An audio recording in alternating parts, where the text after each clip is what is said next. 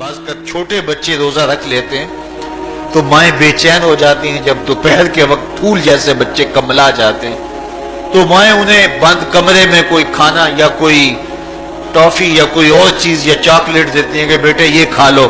تو وہ بچے نہیں کھا رہے ہوتے تو مائیں کہتے ہیں پتر کھا لو کوئی نہیں دیکھ رہا. تو وہ بچے بھی کہتے ہیں اللہ دیکھ رہا ہے. تو وہ جو صوفیاء کو مراقبوں سے ملتا ہے وہ ایک بچے کو بھی نصیب ہو رہا ہے کہ میرا اللہ مجھے دیکھ. کڑکتی دھوپ، برستی گرمی، زبان کانٹا، ہونٹ خوش، ٹھنڈا پانی دستیاب، دروازہ مقفل، کوئی دیکھنے والا بھی نہیں ہے، لیکن بندہ ایک گھونٹ بھی نہیں پیتا. وضو کرتے بھی احتیاط کرتا ہے کوئی قطرہ حلق سے نیچے نہ اتر جائے، کیوں کہ میرا اللہ مجھے دیکھ رہا ہے.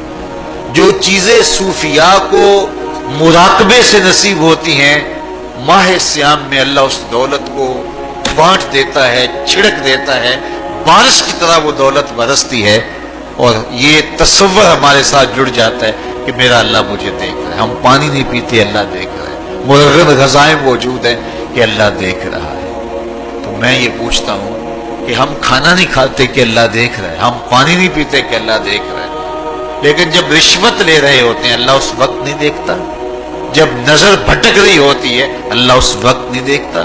جب خیال بہک رہا ہوتا ہے اللہ اس وقت نہیں دیکھتا؟ جب سوچوں میں آوارگی آتی ہے اللہ اس وقت نہیں دیکھتا؟ تو یہ صرف وہ کھانے اور پینے کو ہی دیکھ رہا ہے، باقی امور زندگی کو نہیں دیکھ رہا. اور وہ کیا صرف رمضان میں دیکھتا ہے، غیر رمضان میں نہیں دیکھتا؟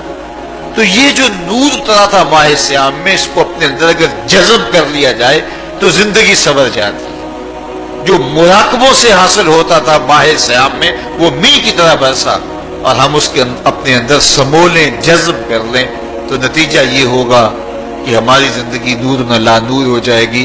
اور یہ تصور جب انسان کی زندگی میں جم جائے تو یہ گناہوں سے روکنے کا مؤثر ذریعہ ہے کہ میرا اللہ مجھے دیکھ رہا ہے. مجھے بتائیے اس سے بڑا ہیجان انگیز بھی کوئی منظر ہو سکتا ہے کہ حسن کی پتلی ہے اور جو ہے وہ اس کی ایک ایک ادا اور اشوے سے قیامتیں پھوٹتی ہیں، اور وہ خود جناب یوسف کے سامنے اپنے حسن کو پیش کر رہی ہے. ساتوں دروازے بھی مکفل ہیں، بت کے اوپر بھی کپڑا ڈال لیا، اور زلیخا حضرت یوسف کو خود کہہ رہی ہے طالق یوسف اب تو آ جاؤ نا، ذرا آنکھ اٹھا کے میرے جلوے دیکھو. لیکن جناب یوسف کیا بولتے ہیں؟ قال معاذ اللہ، میں اللہ کی پناہ میں آتا ہوں. کہا تو 7 دروازے بند کر کے لوگوں کی نظروں سے چھپ گئی اور موٹا کھیس ڈال کے اپنے زوم میں اپنے جھوٹے خدا سے بھی شرم کرتی ہے اور اس سے چھپ گئی. میں اس خدا سے حیا کیوں نہ کروں جو 7ویں کوٹری میں بھی دیکھ رہا ہے. پھر اتنی روشنیاں برسی، اتنا یقین برسا کہ گناہ کیا، گناہ کا تصور بھی محال ہو گیا. تو مجھے بتائیے کتنا ہیجان انگیز منظر تھا جب حسن قدموں میں بچھنے کے لیے خود بے تاب تھا. اور حضرت یوسف جوان رانا ہے، جوانی اور شباب پورے بانکپن پہ ہے، اور ادھر حسن مچل مچل کے قدموں میں بچھ رہا ہے. لیکن یہ جذبہ کہ میرا اللہ مجھے دیکھ رہا ہے ایسی رکاوٹ بنتا ہے. قال معاذ اللہ، کہا میں اللہ کی پناہ میں آتا ہوں. تو یہ یقین جب بندے کے ساتھ جڑ جاتا ہے کہ میرا اللہ مجھے دیکھ رہا ہے تو پھر انسان کے لیے گناہ سے بچنا کوئی مشکل نہیں ہوتا. گھر میں فاقے ہوں، مشکل میں بندہ پھنسا ہو اور اس کو رشوت مل رہی ہو تو پھر اپنا ہاتھ روکنا بڑا مشکل ہوتا ہے. بلکتے بچوں کا خیال آتا ہے. لیکن جب یہ خیال ہو کہ میرا رب میرا رازق ہے اور میرے اس عمل کو دیکھ رہا ہے تو پھر بندہ اس کو پرے کا کی حیثیت بھی نہیں دیتا. اور جب وہ پاؤں کی ٹھوکر پہ بھی نہ رکھے تو پھر اللہ فرماتا ہے وَيَرْزُقُهُ مِنْ حَيْثُ لَا يَحْتَسِبُ، تو یہ کر کے دیکھ میں تجھے وہاں سے رزق دوں گا جہاں سے تجھے گمان بھی نہیں. تو اپنے یقین کو کھڑا کر کے دیکھ، میرے اوپر اعتماد کر کے دیکھ. میرے حضور نے فرمایا اللہ پر توکل کرنے کا جو حق ہے اگر تم ادا کرو وہ تمہیں ایسے رزق دے جیسے پرندوں کو عطا کرتا ہے. صبح گھر سے نکلتے ہیں خالی پیٹ ہوتے ہیں، ہمیں تو پتہ ہے دفتر میں جانا ہے، ہمیں تو پتہ ہے دکان پہ جانا ہے، ہمیں تو پتہ ہے فیکٹری میں جانا ہے، ہمیں تو پتہ ہے کہ ہم نے فلاں جگہ جا کے دہاڑی لگانی، لیکن ان کا کوئی کاروبار نہیں ہوتا، کوئی فیکٹری نہیں ہوتی. جدھر جی آیا صبح جو ہے وہ اڑان بھر دی.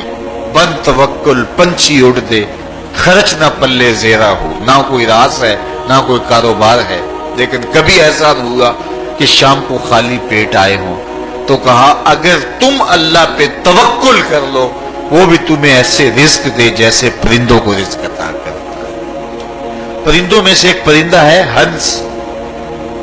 یہ سچے موتی کھاتا ہے، اور آپ پنساری کے پاس موتی لینے جائیں تو ہزاروں روپے تولے کے ماشے کے حساب سے آپ لیں تو پھر بھی آپ سوچتے ہیں کہ پتہ نہیں یہ خالص دی ہے یا نہیں دی ہے.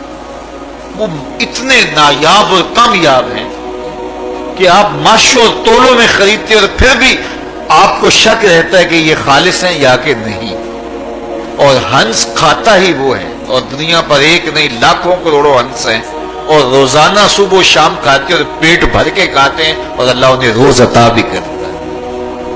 تو یہ مالک وہ ہے، رازق ہے. جب اس پہ توکل اور اس پہ یقین پیدا ہو جاتا ہے تو پھر مشکل نہیں رہتا، پھر آسانی پیدا ہو جاتا ہے. تو روزوں میں اللہ تعالیٰ یہ یقین دیتا ہے کہ وہ مجھے دیکھ رہا ہے. بندہ یہ تیقن پیدا کر دیتا ہے کہ میرا اللہ مجھے دیکھ رہا ہے. یہاں ایک اور بھی تسلی ہے، ہم ہزار گناہ گار سہی، ہم ہزار سیاہ کار سہی، لیکن ہمارا رب پہ کتنا یقین ہے رمضان میں پتہ چلتا ہے کہ اس ذات پہ ہمارا کتنا تیقن ہے، کتنا یقین ہے، جس کو دیکھا نہیں، چھوا نہیں، بات نہیں ہوئی، جو تصور خیال کی حدود سے بھرا ہے. اتنا یقین ہے کہ ہم پانی نہیں لیتے، کھانا نہیں لیتے کہ میرا اللہ مجھے دیکھ رہا ہے. کاش کہ اس کو ہم اپنی پوری زندگی میں پھیلا لیں، اور اس کو زندگی میں جب ہم طاری کر لیں گے تو پھر گناہ کرنا محال اور ناممکن ہو جائے گا، اور زندگی نور علی نور ہو جائے گی. اور یہی تقوی کا حصول ہے.